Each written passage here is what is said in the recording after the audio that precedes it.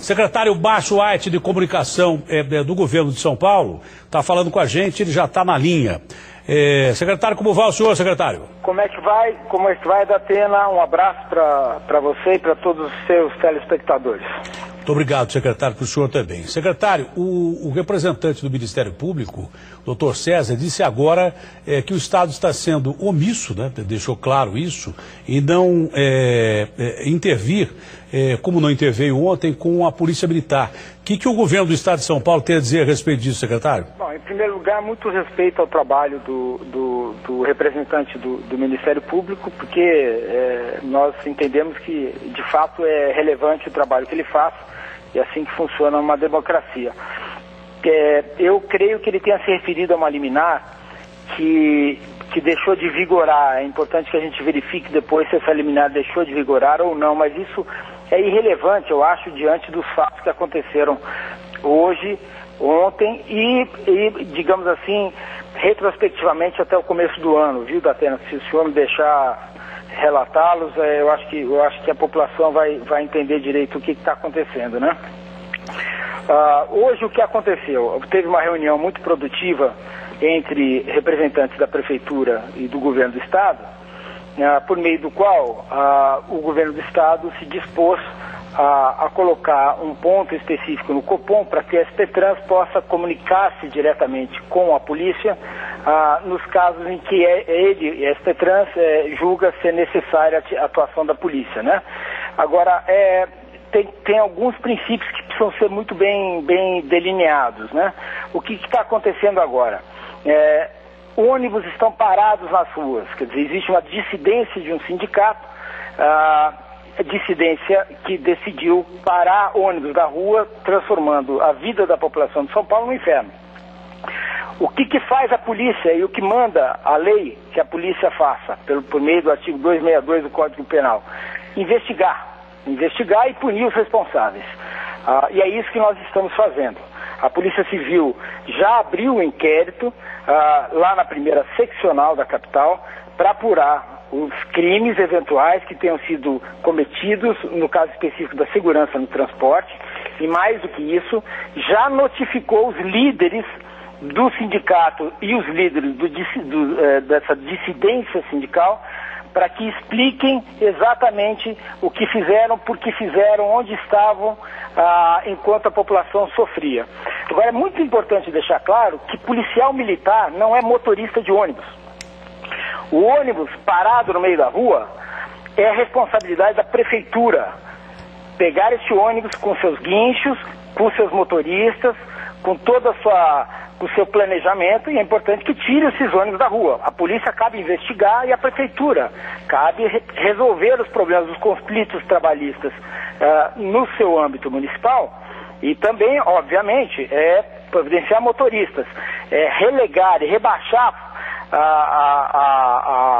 o papel da Polícia Militar ou destrinchar o papel da Polícia Militar, dizer que a Polícia Militar tem a obrigação de dirigir o ônibus, que não é função dela, é função nobre também do motorista.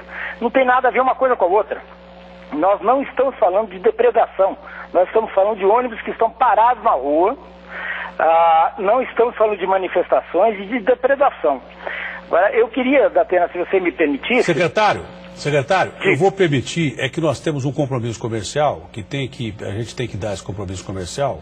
Eu tenho uma pergunta importante para o senhor depois desse compromisso e depois o senhor completa. Por gentileza, deixa eu dar um recado aqui, enquanto nós estamos vendo congestionamentos das principais vias de São Paulo, principalmente das marginais. Segundinho só, secretário, com a sua permissão, me desculpe.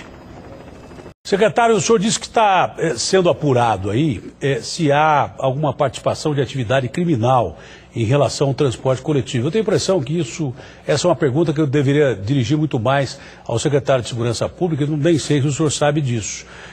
Mas há alguma evidência? Por exemplo, fazia tempo que eu não ouvia falar em ônibus queimado. Acho que ontem teve um ônibus queimado na Zona Sul. Há evidência de alguma atividade criminosa É claro que queimar ônibus é uma atividade criminosa, mas com o envolvimento de alguém ligado a crime organizado, a política, desse tipo de coisa, há esse tipo de evidência, ou o senhor não tem conhecimento disso? Não, e quem seria mais indicado para falar sobre isso seria o secretário de Segurança Pública? Obviamente o secretário de Segurança Pública, o doutor Fernando Grela Vieira, promotor, procurador de Justiça do Estado por 2 vezes, atual secretário de Segurança, ele poderá dizer o que eu vou tentar relatar para os seus telespectadores de maneira certamente mais simples, com mais capacidade. Mas vamos aproveitar esse momento, né? De janeiro até hoje, 76 ônibus foram queimados na cidade de São Paulo. 76 ônibus foram queimados na cidade de São Paulo. O governador Geraldo Alckmin determinou uma investigação específica para se detectar a autoria e exatamente quem são as pessoas e por que estão fazendo isso. Porque, afinal de contas, é a população quem sofre.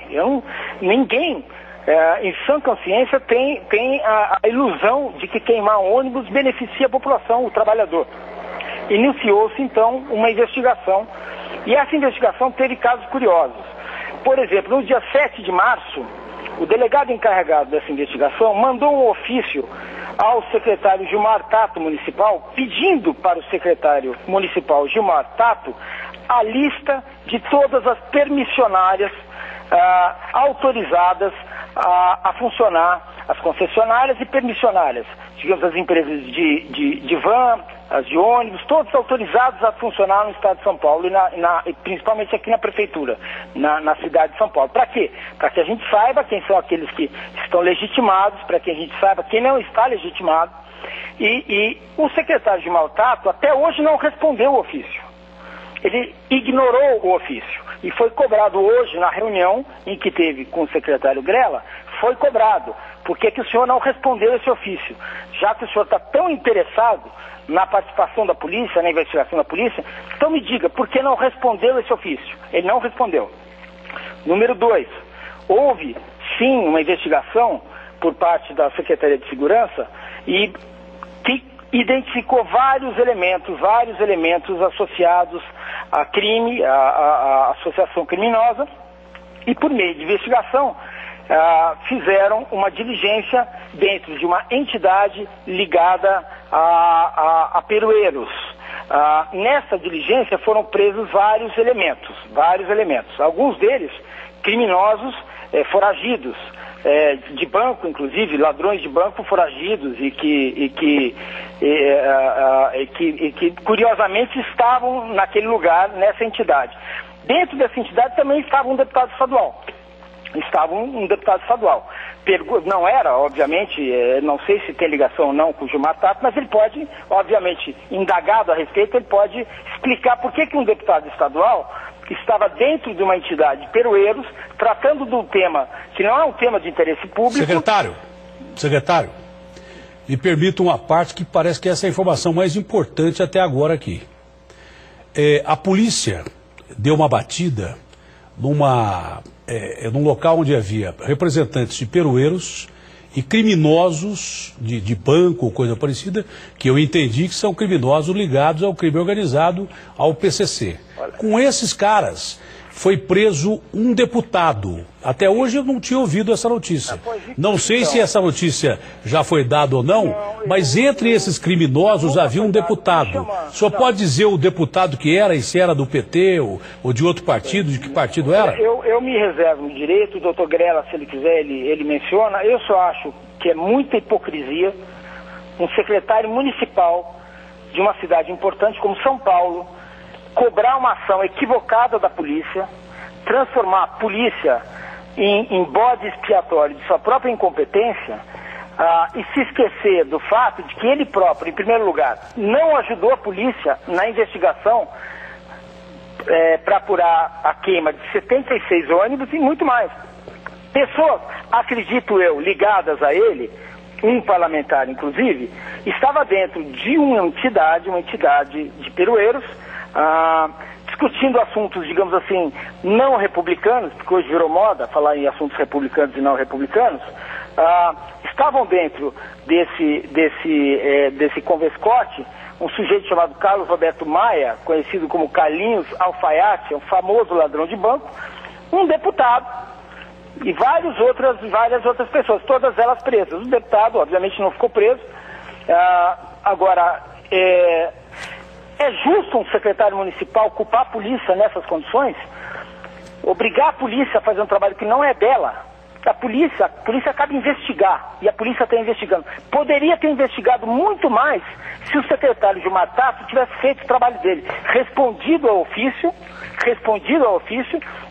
e tivesse chamado a atenção do colega deputado dele para que não comparecesse a locais que não são locais recomendáveis a qualquer pessoa pública.